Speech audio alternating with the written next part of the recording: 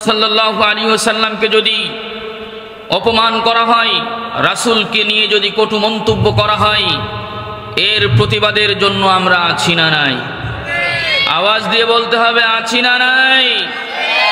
গত 2 সপ্তাহ আগে খুলনাতে একজন ব্যক্তি রাসূল সাল্লাল্লাহু আলাইহি ওয়াসাল্লামকে নিয়ে কটু মন্তব্য করেছে। খুলনার তাওহীদি জনতা সাথে সাথে তার জবাব দিয়েছে এবং তাকে রাজপথে সকলের সামনে হত্যা করা হয়েছে। আল্লাহু আকবার। গত 2 দিন আগে ভারতের মুম্বাই একজন রাসূলুল্লাহ সাল্লাল্লাহু আলাইহি ওয়াসাল্লামকে নিয়ে কটু মন্তব্য করেছে। লক্ষ লক্ষ তাওহীদি জনতা সেখানে জমা হয়েছে, এমনকি তারা ক্ষমা চাইতে বাধ্য হয়েছে। প্রিয় উপস্থিতি, আমাদের ভালোবাসার নিদর্শন হবে রাসূলকে নিয়ে যদি কোনো ব্যক্তি কটু মন্তব্য করে, রাসূলকে নিয়ে যদি কোনো ব্যক্তি তুচ্ছ তাচ্ছিল্য করে, এর জন্য প্রয়োজনে আমাদের রক্ত দিতে হবে, জীবন দিতে হবে, যে কোনো মূল্যে তাকে দুনিয়া থেকে বিদায় করতেই হবে, কোনো সন্দেহ নাই। কথা বলেন ঠিক কিনা? তার কোনো বেঁচে থাকার অধিকার নাই। যে ব্যক্তি রাসূলের ইজ্জত নিয়ে কথা বলবে, যে ব্যক্তি রাসূলের সম্মান নিয়ে কথা বলবে, যে ব্যক্তি রাসূলকে নিয়ে তুচ্ছ তাচ্ছিল্য করবে, ওই ব্যক্তির কি বেঁচে থাকার কোনো অধিকার আল্লাহর জমিনে আছে? নাই। প্রিয় উপস্থিতি, আমি আলোচনা করব সাহাবায়ে কেরাম এবং নবীজির হিজরত কেন করতে হয়েছিল এবং নবীর হিজরতের ঘটনাটা কি, কিভাবে নবী সাল্লাল্লাহু আলাইহি ওয়াসাল্লাম হিজরত করলেন। এই 2টি বিষয় নিয়ে আমি কথা বলবো।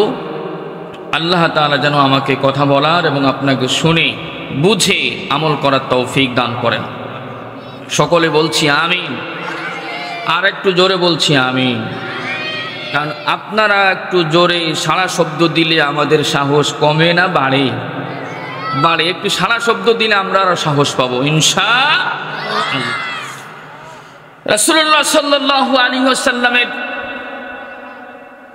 প্রথম 40 বছর নবুয়াতি পাওয়ার, প্রথম 40 বছর নবুয়াতি পাওয়ার পূর্বে রাসূলের ইজ্জত সম্মান সকলের কাছে ছিল।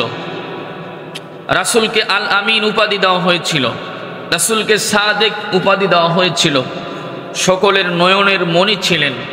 40 বছর বয়সে যখন রাসূলকে নবুয়াতি দেওয়া হলো, এরপরে নবী সাল্লাল্লাহু আলাইহি ওয়াসাল্লাম দাওয়াতটাকে গোপন রাখলেন 3 বছর। 3 বছর শুধু ব্যক্তি ব্যক্তি বিশেষ করে দাওয়াত দিতেন। অমুকের সাথে আমার সম্পর্কটা ভালো, তার কাছে যে তিনি কোরআনের দাওয়াত দিতেন, আল্লাহ এক, এই দাওয়াতগুলো দিতেন। এরপরে আল্লাহ তাআলা আয়াত নাযিল করলেন, وَأَنذِرْ عَشِيرَتَكَ الْأَقْرَبِينَ। নবী হে, আপনি আপনার নিকট আত্মীয় যারা আছে তাদেরকে দ্বীনের দাওয়াত দেওয়া শুরু করেন। নবী করিম সাল্লাল্লাহু আলাইহি ওয়াসাল্লাম এবার নিকট আত্মীয় লোকদেরকে দাওয়াত দেওয়া শুরু করলো। এরপরে আল্লাহ তাআলা আয়াত আরো একটি নাযিল করলেন, ফাসদা বিমা তুমার ওয়া আ'রিদ আনিল মুশরিকিন। আমার পয়গম্বর, মুশরিকদেরকে ভয় করা যাবে না, তাদেরকে উপেক্ষা করে আপনি কোরআনের দাওয়াতগুলো, কালেমার দাওয়াতগুলো মানুষের কাছে প্রকাশ করেন, মানুষের কাছে প্রচার করেন। প্রথম নবুয়াতি পাওয়ার প্রথম 3 বছর রাসূলের উপরে তেমন কোনো জুলুম নির্যাতন হয়নি, কারণ দাওয়াতটি ছিল গোপনে সংগোপনে। 3 বছর পরে যখন প্রকাশ্যে দাওয়াত দেওয়া শুরু হলো, আল্লাহর হাবিব সাল্লাল্লাহু আলাইহি ওয়াসাল্লাম সাফা পাহাড়ে দাঁড়িয়ে সকালবেলা তিনি ঘোষণা করলেন, ইয়া সাবাহা ইয়া সাবাহা ইয়া সাবাহা, অর্থাৎ ও মক্কাবাসী, তোমরা আসো, একটা বিপদ তোমাদের সামনে আছে। জরুরি ঘোষণা করা হলো, জরুরি এলান দেওয়া হলো।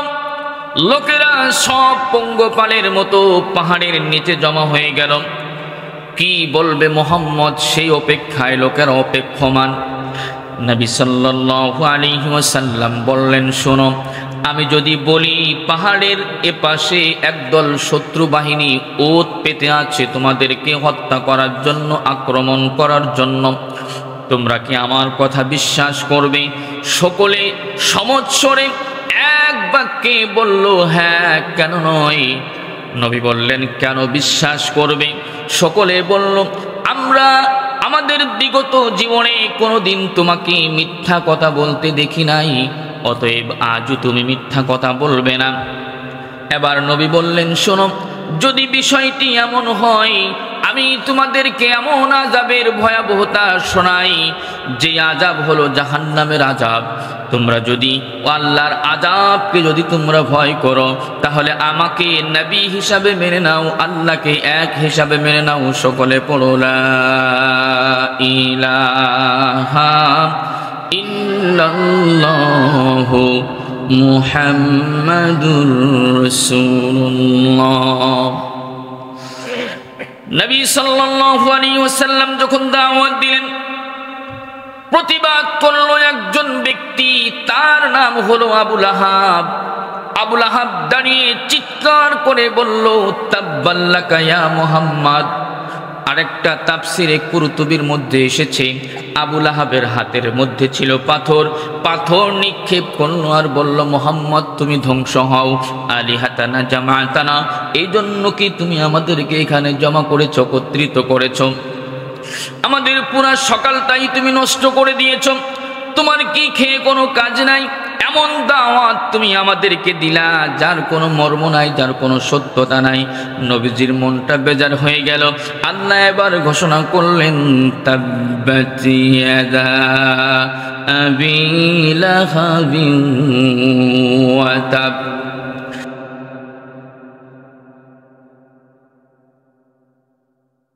আবু লাহাবের উভয় হাত ধ্বংস হোক। কারণ উভয় হাত বলতে মানুষের হাত থাকে দুই রকম। কয় রকম? একটা হলো শারীরিকভাবে হাত, আর একটা হলো ক্ষমতার হাত। কথা বলেন ঠিক কিনা? দুইজন ব্যক্তি, একজন শারীরিকভাবে সবল আর একজন শারীরিকভাবে দুর্বল। সবল ব্যক্তি দুর্বল ব্যক্তিকে আঘাত করেছে। লোকেরা বলা বলি করে, দেখছো এমন লোকের গায়ে হাত দিয়েছে যার হাতটা কত লম্বা সে কি জানে? বলে কি বলে না? কয় তার হাতটা কত লম্বা।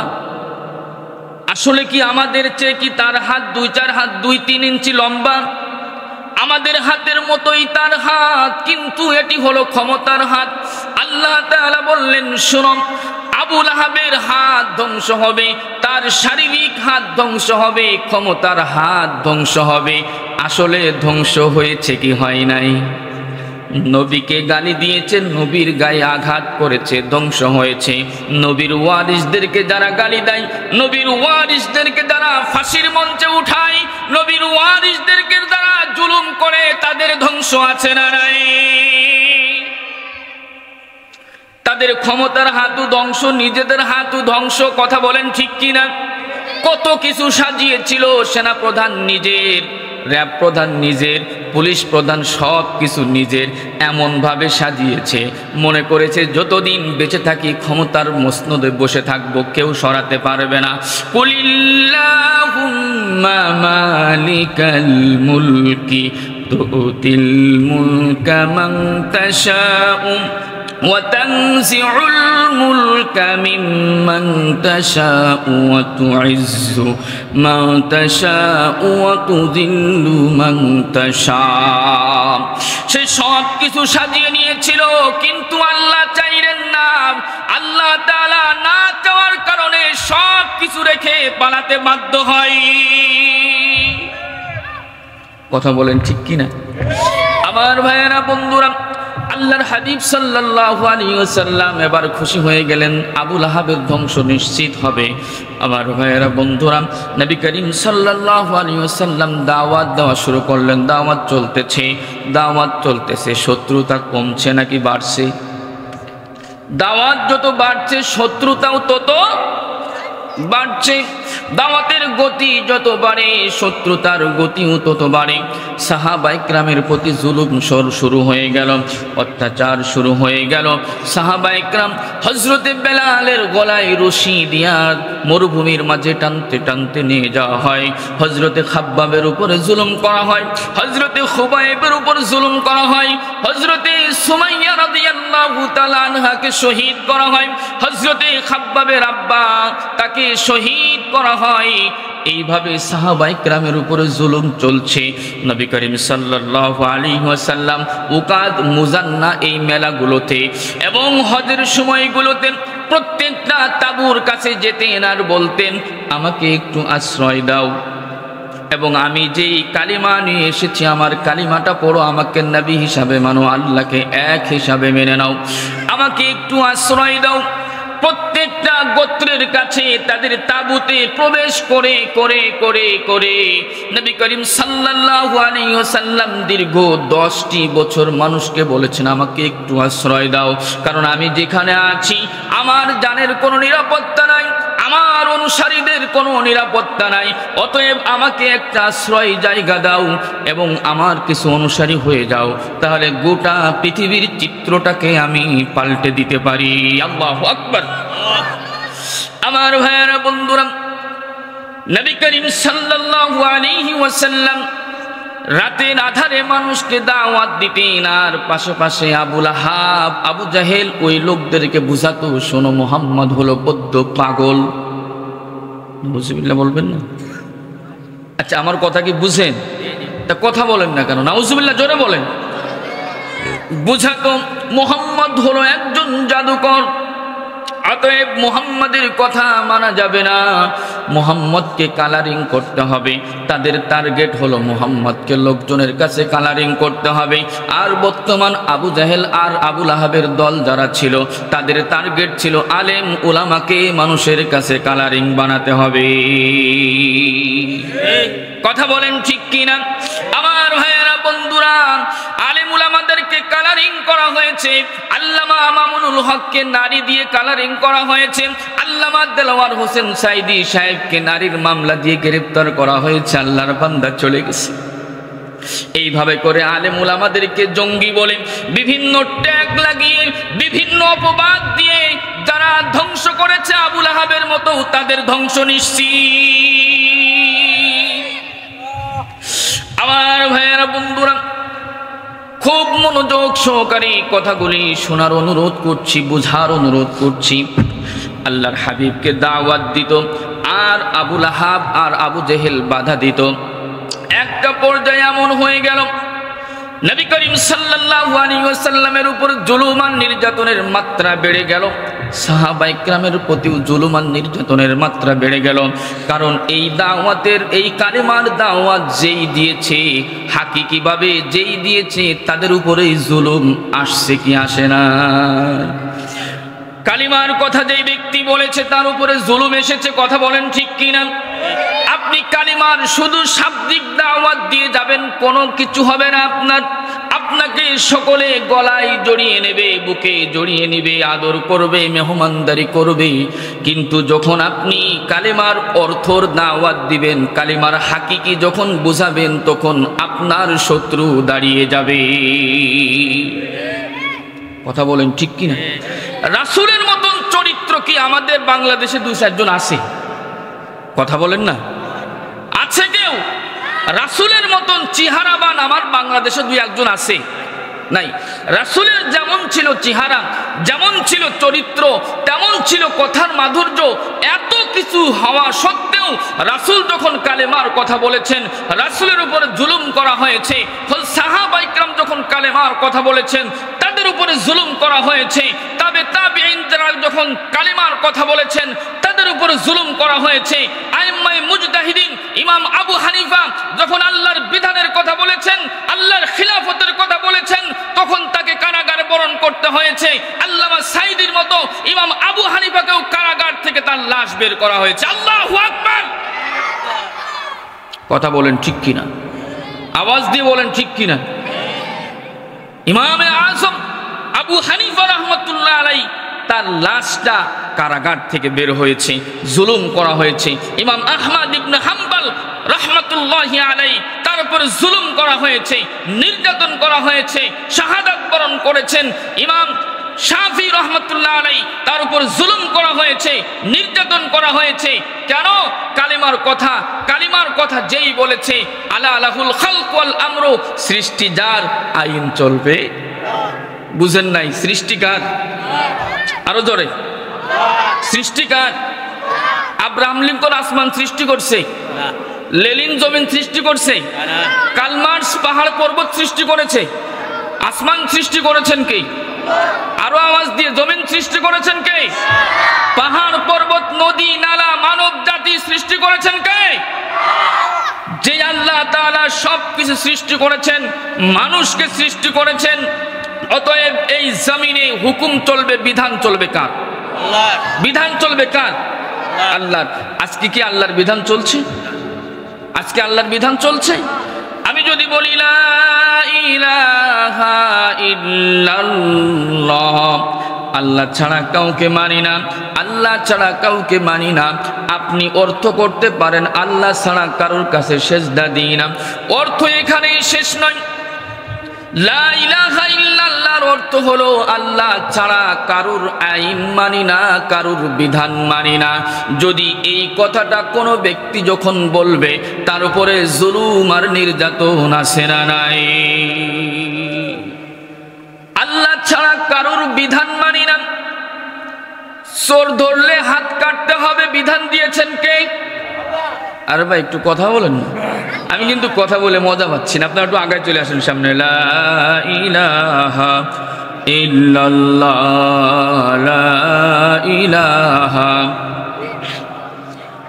লা ইলাহা ইল্লাল্লাহ, লা ইলাহা ইল্লাল্লাহ।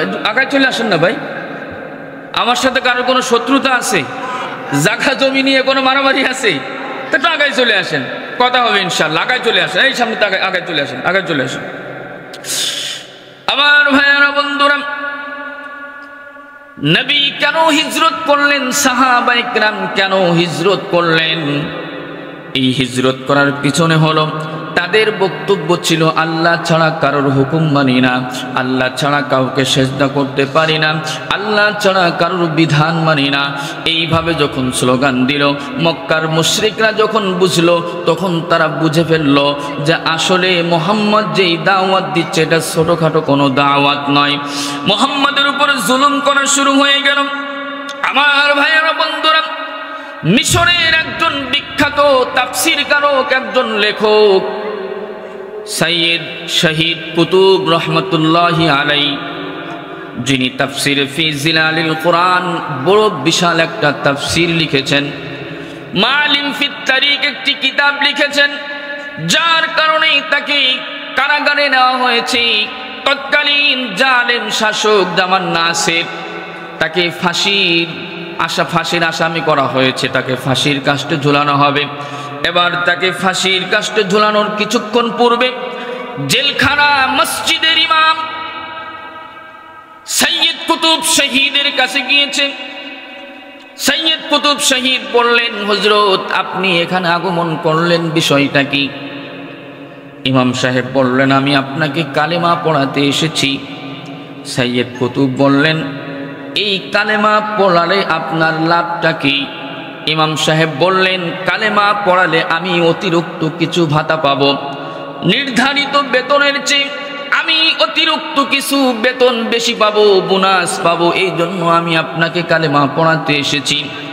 সাইয়্যিদ কুতুব শহীদ রহমতুল্লাহি আলাইহি বললেন, শোনো, যেই কালেমার দাওয়াত দেওয়ার কারণে, যেই কালেমা পড়ানোর কারণে জালিম শাসক তোমাকে বেতন দেয়, ভাতা দেয়, বোনাস দেয়, আর ওই কালেমা লেখা, ওই কালেমার ব্যাখ্যা লেখার কারণে আমাকে ফাঁসির মঞ্চে যেতে হয়। অতএব বোঝা গেল তোমার কালেমা আর আমার কালেমার মধ্যে অনেক ব্যবধান আছে। তোমার কালেমা আমার দরকার নাই, আমার কালেমা যেটা আছে আমার জন্য যথেষ্ট। আল্লাহু আকবার। আমার ভাইয়েরা, বন্ধুরা, এই জন্য কালিমার দাওয়াত যখন নবী দেওয়া শুরু করলেন, সাহাবায়ে কেরাম রাদিয়াল্লাহু তাআলা আনহুর উপর জুলুম শুরু হয়ে গেল, নির্যাতন শুরু হয়ে গেল। প্রথমে তারা আবিসিনিয়া হিজরত করলেন, এবার ওখান থেকেও কিছু সাহাবায়ে কেরাম চলে আসলেন। আমার ভাইয়েরা, বন্ধুরা, নবী করিম সাল্লাল্লাহু আলাইহি ওয়াসাল্লাম 12 হিজরিতে আকাবায়ে সানি সেখানে বায়াত নিলেন। মদিনা থেকে 75 জন লোক আসলো, 72 জন হলো পুরুষ আর 3 জন হলো মহিলা। তাদের কাছে রাতের আধারে আকাবা নামক মিনার পাশে আকাবা নামক একটি গিরিপথ, সেখানে নবী করিম সাল্লাল্লাহু আলাইহি ওয়াসাল্লাম বায়াত নিলেন। 5টি বায়াত নিলেন 5টি বিষয়ের। 1 নম্বর বিষয় হলো, 1 নম্বর বায়াত হলো তোমরা সৎ কাজের আদেশ দিবে আর অসৎ কাজ থেকে মানুষদেরকে বাধা দিবে। এই বায়াত আমাদের আমল করার দরকার আছে না নাই? সৎ কাজের আদেশ দিতে হবে, অসৎ কাজের বাধা দিতে হবে, এই দায়িত্ব আমাদের উপরও আছে না নাই? কথা বলেন, আছে না নাই? আল্লাহ তাআলা বলেছেন, কুনতুম খায়রা উম্মাতিন উখরিজাত লিন-নাসি তা'মুরুনা বিল মা'রুফি ওয়া তানহাউনা আনিল মুনকার। আল্লাহ তাআলা বলেছেন, শোনো, তোমাদেরকে শ্রেষ্ঠ হিসাবে ঘোষণা করা হয়েছে, তোমাদেরকে বাছাই করা হয়েছে। কারণ হলো তোমরা মানুষদেরকে সৎ কাজের আদেশ দিবে আর অসৎ কাজ থেকে বাধা প্রদান করবে। তাহলে এই দায়িত্ব আমাদের সকলের উপরে আছে না নাই? আচ্ছা, আমাদের এলাকায় বিবাহের সময় বক্সে ডিজে বাজানোর প্রচলন আছে না নাই? এদিকেও আছে। হ্যাঁ, বিবাহের সময় ডিজে না বাজাইলে বিবাহ পবিত্র হয় না। এবার খতনা করার পর 7 দিন ধরে গোসল করাতে হবে, আর ডিজে না বাজলে তো হলোই না। কথা বলেন, আছে না নাই? এখানে বাধা দেওয়ার দরকার আছে না নাই? আর একটু আস্তে কোন, আছে না নাই? বিবাহ হলো একটা পবিত্র বিধান। আল্লাহর হাবিব বলেছেন, আন-নিকাহু মিন সুন্নতি, বিবাহ হলো আমি নবীর সুন্নাত। এই সুন্নাতের মধ্যে গান বাজনা নিয়ে সেই সুন্নাতটাকে অপবিত্র করলো যারা, তাদের বিরুদ্ধে প্রতিবাদ করার দরকার আছে না নাই? খতনা করা ইব্রাহিম আলাইহিস সালামের পক্ষ থেকে সুন্নাত। 10টি সুন্নাত আছে ইব্রাহিম নবীর পক্ষ থেকে, এর মধ্যে একটি হলো খতনা করা। এই খতনা করা এত বড় একটা সুন্নাত, এই সুন্নাতের মধ্যে গান বাজনা নিয়ে এই সুন্নাতটাকে অপমান করা হয়, অপদস্থ করা হয়। এরপরে আবার চেয়ার টেবিল পেতে সেখানেও আবার হোটেলের ব্যবস্থা আছে না নাই? বসে থাকে, টাকা দাও, খাইছে এবার টাকা দাও, আছে না নাই? এটা জায়েজ না হারাম? সবাই বলেন, জায়েজ না হারাম? এটা হলো একটি হারাম, অথচ একটি সুন্নাতের মধ্যে হারাম নিয়ে চলে এসেছি। আমাদের গান বাজনাগুলি বন্ধ করার দরকার আছে না নাই? এই জন্য আমাদেরকে উদ্যোগী হতে হবে। মহল্লার কোথাও যদি বিবাহে গান বাজনা বাজে, ইমাম সাহেব সেই বিবাহ পড়াবে না। ইমাম সাহেবরা যখন এইভাবে ঘোষণা করবে, মুসল্লিরা, কমিটিরা যখন সহযোগিতা করবে, আস্তে আস্তে বিবাহে গান বাজনা দূর হতে বাধ্য হবে। কথা বলেন ঠিক কিনা? আমার মসজিদে ডাইরেক্ট ঘোষণা, যেই বাড়িতে গান বাজবে ওই বাড়ির বিবাহ আমি পড়াবো না। যেখান থেকে পারুক মূল্যায়নে বিবাহ পড়াক, না পারলে তারা নিজেরা পড়াক, আমি পড়াবো না। যখন ঘোষণা করা হয়েছে, কমিটির লোকজনও সাপোর্ট দিয়েছে। এখন আলহামদুলিল্লাহ, আল্লাহ শুকরিয়া, কোনো বিবাহে আর গান বাজে না। সুবহানাল্লাহ বলেন। এই জন্য এরকম ভাবে সৎ কাজের আদেশ আর অসৎ কাজের নিষেধের দরকার আছে না নাই? আমার ভাইয়েরা, বন্ধুরা, এইভাবে নবী করিম সাল্লাল্লাহু আলাইহি ওয়াসাল্লাম তাদের কাছ থেকে বায়াত নিলেন। আমি যদি হিজরত করে তোমাদের কাছে যাই, তোমরা আমাকে কেমন হেফাজত করবে? মদিনার ওই 75 জন লোক বলল, ইয়া রাসূলুল্লাহ, হিজরত করে আপনি যদি আমাদের কাছে আসেন, আমরা আমাদের সন্তান আর স্ত্রীদেরকে যেইভাবে আমরা আশ্রয় দিই, তাদেরকে যেইভাবে রক্ষা করি, আপনাকে সেইভাবে রক্ষা করব। ইয়া রাসূলুল্লাহ, প্রয়োজনে আপনার জন্য আমরা রক্ত দিব, তারপরেও যদি প্রয়োজন হয় জীবন দিব, যে কোনো বিনিময়ে আপনাকে আমরা হেফাজত করব, আপনাকে আমরা আশ্রয় দিব। নবীজি সন্তুষ্ট হয়ে গেলেন। এবার হজের সময় সেই মদিনার ৭৫ লোকজন তারা হজ শেষ করে চলে গেল। নবী করিম সাল্লাল্লাহু আলাইহি ওয়াসাল্লাম সাহাবায়ে ইকরামকে বললেন, আমার সাহাবায়ে ইকরাম তোমরা এবার মদিনার দিকে হিজরত করা শুরু করো। মদিনায় এবার লোকজন হিজরত করা শুরু করলো। হিজরত করা কত বড় কঠিন জিনিস একটু হিসাব করে দেখেন।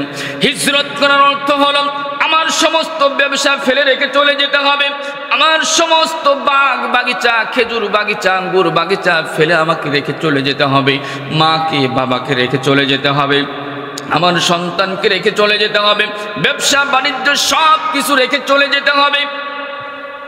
আমরা কি এমনটা পারবো?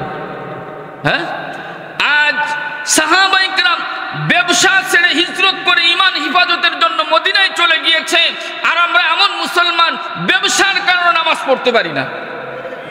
কথা বলেন না ভাই? ভাই ব্যবসায়ী ভাই নামাজ কালাম পড়ুন, সময় বাইরে আসে না নাই, ব্যবসার কারণে নামাজ পড়তে পারে না। অথচ সাহাবায়ে কেরাম ব্যবসা বাণিজ্য সব কিছু ফেলে রেখে ঈমানকে হেফাজত করার জন্য সুদূর মদিনায় হিজরত করে চলে গিয়েছে। কোন সাহাবায়ে কেরাম জমি জমা ছেড়ে দিয়ে চলে গিয়েছে। আমার ভাইয়েরা, বন্ধুরা, আমাদের অবস্থা কি? মাঠে জমি আছে, এবার চিন্তা করে বাজারের দিকে একটু জমি কিনতে হবে, কিছু টাকা আছে, আরো কিছু টাকা শর্ট। এবার আর একজন পরামর্শ দিল, সুদ থেকে বা ব্যাংক থেকে লোন নাও, লোন নিয়ে জমিটা কেন কাজে লাগবে। আছে না নাই? আরো জোরে বলেন, আছে না নাই?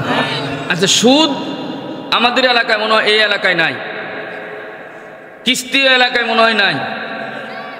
সুদ খাওয়া এটা কত বড় জঘন্য! রাসূল সাল্লাল্লাহু আলাইহি ওয়াসাল্লাম বলেছেন, যে ব্যক্তি 1 টাকার সুদ খাবে সে যেন 37 বার তার মায়ের সাথে জিনা করলো। নাউজুবিল্লাহ, জোরে আরো জোরে নাউজুবিল্লাহ। সূরা বাকারার মধ্যে আল্লাহ তাআলা বলছেন, যে ব্যক্তি সুদ হারাম জানলো, জানার পরেও সুদের মধ্যে লিপ্ত থাকলো, সে আল্লাহ এবং আল্লাহর রাসূলের বিরুদ্ধে যুদ্ধ ঘোষণা করলো। আমরা আল্লাহ এবং আল্লাহর রাসূলের বিরুদ্ধে যুদ্ধ ঘোষণা করে নামাজ পড়তেছি, এই নামাজে কোনো কাজ হবে? কথা বলেন, কাজ হবে? সাহাবায়ে কেরাম জমি জমা ছেড়ে চলে গেলেন হিজরত করে, আর আমরা জমি কেনার জন্য সুদের মধ্যে ঢুকি। আমাদের ঈমানের অবস্থাটা কি, আর সাহাবায়ে কেরামের ঈমানের অবস্থাটা কেমন ছিল? আমরা সন্তানের পিছনে পড়ে স্ত্রীর জন্য আন্দোলনে যেতে পারি না। কথা বলেন না? বাড়ির থেকে স্ত্রী নিষেধ করেছে আন্দোলনে যাওয়া যাবে না, যদি মারা যাও, যদি কিছু হয়ে যায় তাহলে আমাদের অবস্থাটা কেমন হবে? আছে না নাই? আরে ভাই জোরে বলেন, আছে না নাই? অথচ সাহাবায়ে কেরাম মা বাবা ছেড়ে, স্ত্রী সন্তান ছেড়ে দিন হেফাজতের জন্য মদিনায় চলে গিয়েছেন।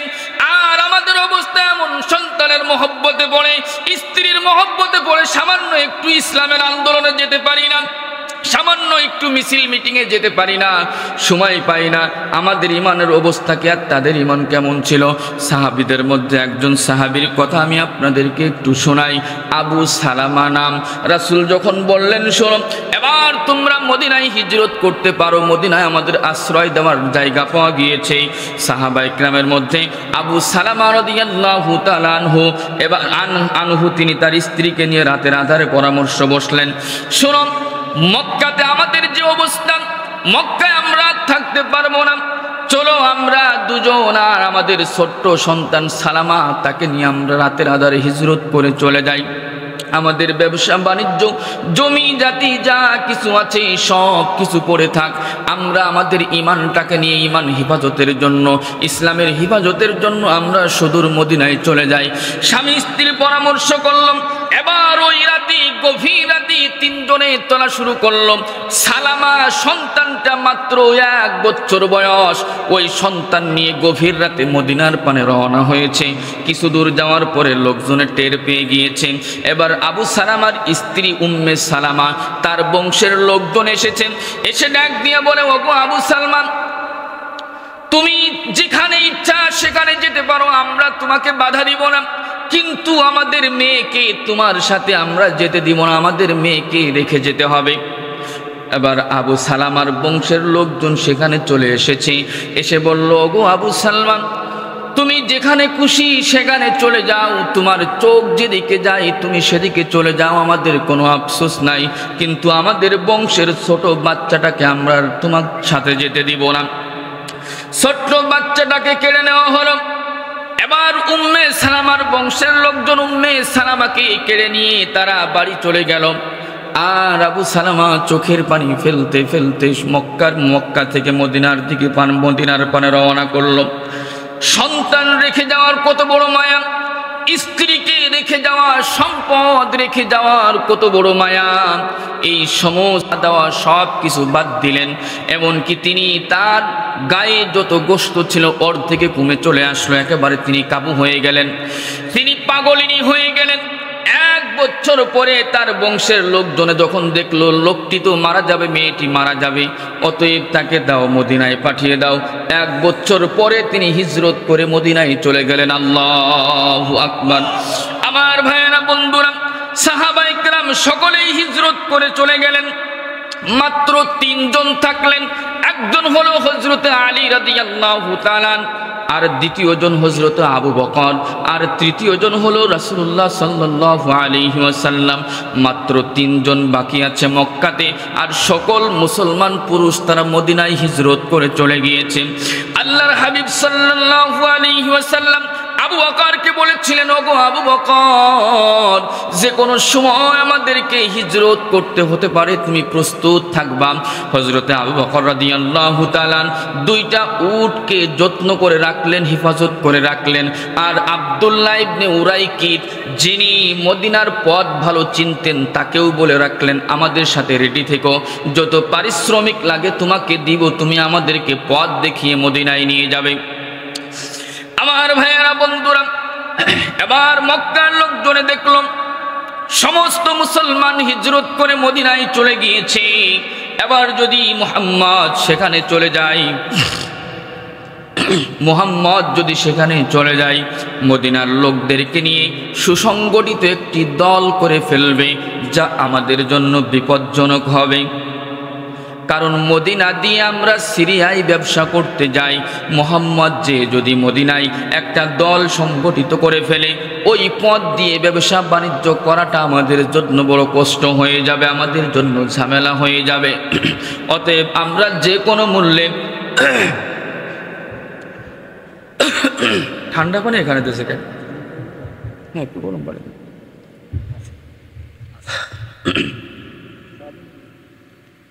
যাই হোক একটু দেন, অল্প একটু দিলে হবে।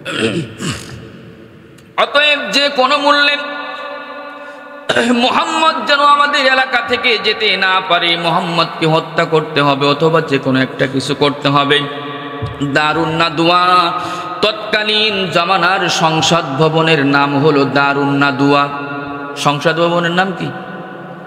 দারুন নাদওয়া হলো সংসদ ভবন। এই সংসদ ভবনে সমস্ত গোত্রের নেতারা উপস্থিত, সমস্ত গোত্রের নেতা উপস্থিত। তাদের মিশন একটাই, মুহাম্মদকে হত্যা করতে হবে, অথবা যে কোনো একটা কিছু করতে হবে, মুহাম্মদ যেন কোনো মূল্যেই যেন মদিনায় পৌঁছতে না পারে। আমার ভাইয়েরা, বন্ধুরা, এক একজনে এক এক রকম পরামর্শ দিল। সেইখানে ইবলিস শয়তান মাথায় পাগড়ি দিয়া, গায়ে জুব্বা দিয়া, খুব দরবেশ বাবার মতো একেবারে সেজে গুজে ওইখানে এক কোণায় উপস্থিত। যেই পরামর্শ দেয় উনি বলেন, না এটা যুক্তিসঙ্গত নয়। এবার পরামর্শ দিতে দিতে দিতে আবু জাহেল এক পর্যায়ে বলল, শোনো, আমার মাথায় একটা বুদ্ধি আছে। কি বুদ্ধি বলো? আমার মাথায় বুদ্ধি হলো, আমরা এখানে যতটা গোত্র আছি, প্রত্যেক গোত্র থেকে একজন করে যুবক দিব, আর এই যুবকেরা রাতের আধারে মুহাম্মদকে হত্যা করবে। তাহলে সকলেই দোষী হবে। আব্দে মানাফ ওই বংশ আমাদের সকলের সাথে একবার যুদ্ধ করতে পারবে না। আর যদি হত্যার বিনিময়ে কোনো অর্থ চাই, আমরা সকলে মিলে দিব। অতএব আমাদের সাথে কোনো যুদ্ধ হবে না, যুদ্ধ করতে পারবে না। এবার ওই শয়তান দরবেশ বাবা সে কয়, হ্যাঁ এটা যুক্তিসঙ্গত। নাউজুবিল্লাহ, আরো জোরে বলেন না নাউজুবিল্লাহ। মুহাম্মদ সাল্লাল্লাহু আলাইহি ওয়াসাল্লামকে হত্যা করার জন্য সমস্ত গোত্রের লোকজন ঐক্যবদ্ধ হলো। আজও আমরা দেখি মুসলমানদেরকে হত্যা করার জন্য ইহুদি, বৌদ্ধ, নাসারা, হিন্দু, খ্রিস্টান সকলে ঐক্যবদ্ধ হয়েছে। যে কোনো বিনিময়ে মুসলমানদেরকে হত্যা করতে হবে।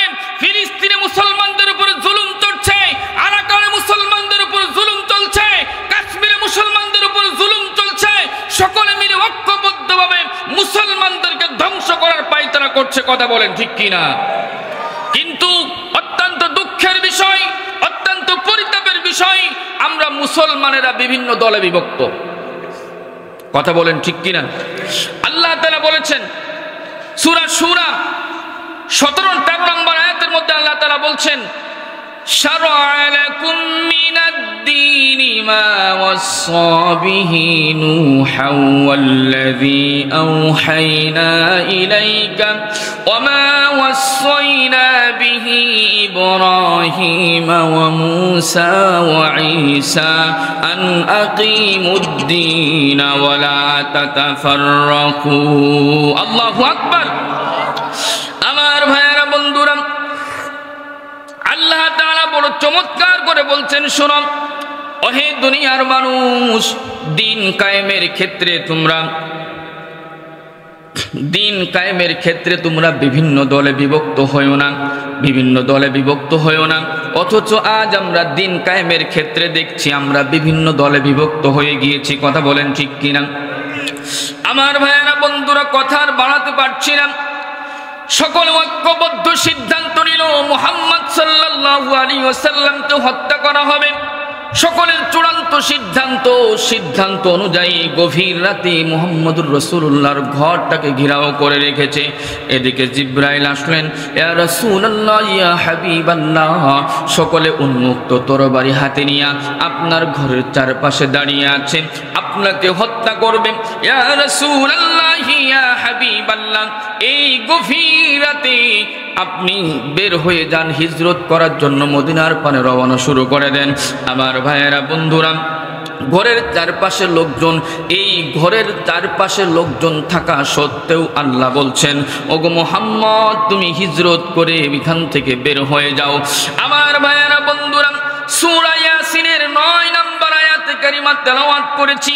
আল্লাহর হাবিব সাল্লাল্লাহু আলাইহি ওয়াসাল্লাম এবার গভীর রাতে ঘর থেকে বের হলেন, আর মুখের মধ্যে এই আয়াতের তেলাওয়াত ছিল, ওয়াজআলনা মিন বাইনি আইদিহিম সাদ্দান ওয়া মিন খালফিহিম সাদ্দান ফাআগশাইনাহুম ফাহুম লা ইউবসিরুন। আল্লাহু আকবার। আল্লাহর হাবিব সাল্লাল্লাহু আলাইহি ওয়াসাল্লাম এই আয়াত তেলাওয়াত করছিলেন, আর হাতের মধ্যে বালু নিয়া বালুটা নিক্ষেপ করলেন। আল্লাহর হাবিব বালু নিক্ষেপ করলেন সামনের দিকে। এই বালুটাকে ঘুরায়া আল্লাহ তাআলা সমস্ত মুশরিক যুবকদের চোখের মধ্যে লাগিয়ে দিলে। আল্লাহু আকবার। সেই আল্লাহ এখনো আছে না নাই? আছে না নাই? আমার ভাইয়েরা, বন্ধুরা, এইভাবে তারা চোখ ডলাডলি শুরু করলো। এর মধ্যে একজন হঠাৎ বলছেন, এই মুহাম্মদ তো চলে গেল। এই কথা যখন কানে আসছে, চোখে দেখে না, সামনে শুধু অন্ধকার, যার হাতে যা ছিল এটা দিয়ে সামনে শুধু কোপায়, একজন আর একজনকে কোপায়। এইভাবে কোপাইতে কোপাইতে নিজেরা শেষ হয়ে গেল। আল্লাহ তাআলা বলছেন, ওয়ামা রামাইতা ইয রামাইতা ওয়ালাকিন্নাল্লাহা রামা। ওহে আমার বন্ধু, ওই বালুটা আপনি নিক্ষেপ করেন নাই, মূলত নিক্ষেপ করেছি আমি। আপনি শুধু ফু দিয়ে ছড়িয়ে দিয়েছেন, প্রত্যেকের চোখে পৌঁছে দিয়েছি আমি। অতএব ইসলামের পথে চলতে গেলে বিপদ আসবে, মুসিবত আসবে। আল্লাহর হাবিবকে যেইভাবে হেফাজত করেছে, ইব্রাহিম পয়গম্বরকে যেইভাবে হেফাজত করেছে, মুসা কালিমুল্লাহকে যেইভাবে হেফাজত করেছে, ওই আল্লাহ এখনো আছে না নাই? ওই আল্লাহ তাআলা আমাদেরকেও হেফাজত করবেন যদি আমরা এই কালেমার জন্য, এই কোরআনের জন্য যদি আমরা জীবন বাজি রেখে যদি দাওয়াতের কাজ চালিয়ে যেতে পারি, এই কোরআন প্রতিষ্ঠার আন্দোলন করতে যাই যদি আমরা বিপদের সম্মুখীন হই, সেই আল্লাহ সাহায্য এখনো আছে না নাই? আরো জোরে বলতে হবে, আছে না নাই? আল্লাহর হাবিব সাল্লাল্লাহু আলাইহি ওয়াসাল্লাম ওখান থেকে বের হয়ে গেলেন। বের হয়ে আবু বকরের ঘরে এরকম টুকা দেয়, দরজায় টুকা দেয়, কথা বলা যাবে না। আবু বকর সাথে সাথে দরজা খুলে ফেলছে। সুবহানাল্লাহ। আল্লাহর হাবিব আস্তে আস্তে বলে, আবু বকর, এই গভীর রাতে আমি তোমাকে টুকা দিয়েছি আর দরজা খুলেছ?